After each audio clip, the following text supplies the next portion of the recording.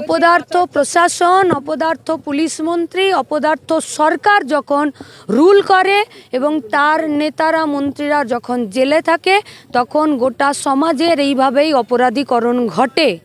ঠক বাজতে গা উজাড়, সেই প্রবাদটা অক্ষরে অক্ষরে পালন করেছে দুর্নীতি এবং সমাজ অপরাধী এবং অপদার্থতাকে কেন্দ্র করে আমাদের রাজ্যের সরকার। যে দুজনের নাম এই ঘটনায় সামনে আসলো, শঙ্কর আড্ড তিনি গ্রেপ্তার হয়েছেন, শেখ শাহজাহান, দুজনেই জ্যোতিপ্রিয় মল্লিকের ঘনিষ্ঠ।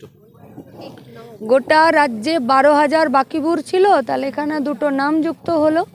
নামে কিছু এসে যায় না, আসলে করছেটা কে এবং সংগঠিত অপরাধ এবং না ইনসাফি, এর বিরুদ্ধেই ইনসাফের দাবিতে লড়াই। এরা আছে বলেই আজ আমরা বেকার, এরা এই অন্যায়কে প্রশ্রয় দিয়েছে বলেই জিনিসের দাম বাড়ছে। আজ এরা এই অপরাধীদেরকে নিজেদের চুরির আঁচলের তলায় ঢাকা দিয়ে রাখার চেষ্টা করছে বলেই সাধারণ খেটে খাওয়া মেহনতি মানুষকে ভোট দিতে গিয়ে খুন হতে হচ্ছে, আর চাকরি পেতে গিয়ে মাথা ন্যাড়া করে দিতে হচ্ছে, আর প্রতিবাদ করতে গেলে শহীদ হয়ে যেতে হচ্ছে। অল আর স্ক্রিপ্টেড। মালকিন जो कहती है পুলিশ वही करती है।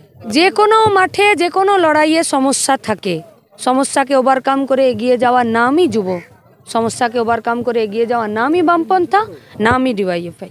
গোটা রাজ্যের সমস্ত প্রগতিশীল মানুষ, বামপন্থী মানুষ, ধর্মনিরপেক্ষ মানুষ এবং যারা অন্য রাজনীতিকে পছন্দ করে একটা দিনের জন্য হলেও ভোটও দিয়েছেন বা মিটিংয়েও গেছেন, মিছিলেও গেছেন, তারা যদি মাথা উঁচু করে স্বচ্ছতার সাথে এবং যোগ্যতার ভিত্তিতে বেঁচে থাকার লড়াইয়ে সামিল হতে চান, ব্রিগেডের সব কটা দরজা আপনাদের জন্য খোলা আছে। রাজনীতিতে, সমাজ ব্যবস্থাতে কোনোটাই ইভেন্ট বা স্টান্ট নয়, তাতে দিয়ে লড়তে হয়। যা অভিযোগ করেছেন, যে লড়াই করতে চেয়েছেন, সেই লড়াইটা ক্ষণিকের নয়, ধারাবাহিক এবং দীর্ঘ লড়াই। সেই ধারাবাহিক দীর্ঘ লড়াই করার জন্য গোটা রাজ্যের মানুষ একত্রিত হচ্ছেন, ঐক্যবদ্ধ হচ্ছেন। চোর দাঙ্গাবাজরা পার পাবে না, চিন্তা নেই। ইস্যু একটাই, রোজগারের ইস্যু।